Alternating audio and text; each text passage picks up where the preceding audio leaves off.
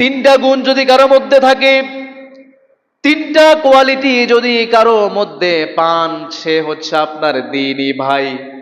কোরআনে আল্লাহ তাআলা সুন্দর করে জানিয়ে দিচ্ছেন কারা তোমাদের ভাই। শোনো, কোরআনে আল্লাহ তাআলা বলেছেন, فَإِن تَابُوا وَأَقَامُوا الصَّلَاةَ وَآتُوا الزَّكَاةَ فَإِخْوَانُكُمْ فِي الدِّينِ।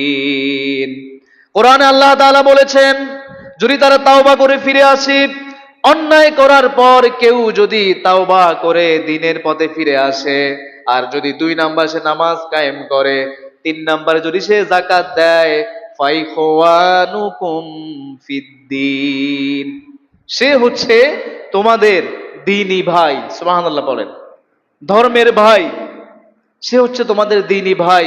যদি দেখেন কেউ নামাজ কায়েম করে, নামাজে আসে, যাকাত দেয়, আগে অনেক বড় অপরাধ করেছে কিন্তু তাওবা ইস্তেগফার করে ফিরে আসছে, এরকম হয় না আমাদের মধ্যে? এক সময় চোর ছিল, এক সময় ডাকাত ছিল, এখন সে তাওবা ইস্তেগফার করে ফিরে আসছে। অথবা এক সময় বেঈমান ছিল, এখন সে ঈমান এনে ইসলাম ধর্ম গ্রহণ করেছে, নামাজ কায়েম করছে, সম্পদশালী হলে যাকাত দিচ্ছে। আল্লাহ তাআলা বলেছেন সে হচ্ছে তোমাদের দ্বীনি ভাই।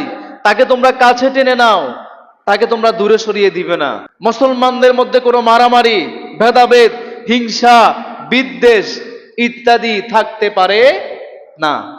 এজন্য কোরআনে আল্লাহ তাআলা বলেছেন, ইন্নামাল মুমিনুনা ইখওয়াতুন ফাআসলিহু বাইনা আখাওয়াইকুম।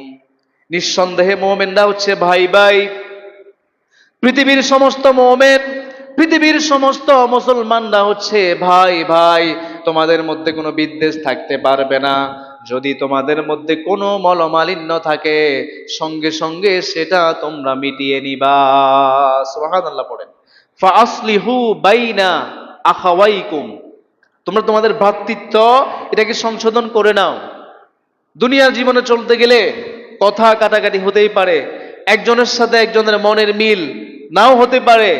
আমার সাথে আপনার মনের মিল নাই, আপনার সাথে আমার মনের মিল নাই, এজন্য যে আমরা বিদ্বেষ পোষণ করব, এজন্য যে আমরা পরস্পর শত্রু হয়ে যাব, এটা কি ইসলাম আমাদেরকে শিখায়? এটা ইসলাম শিখায় না।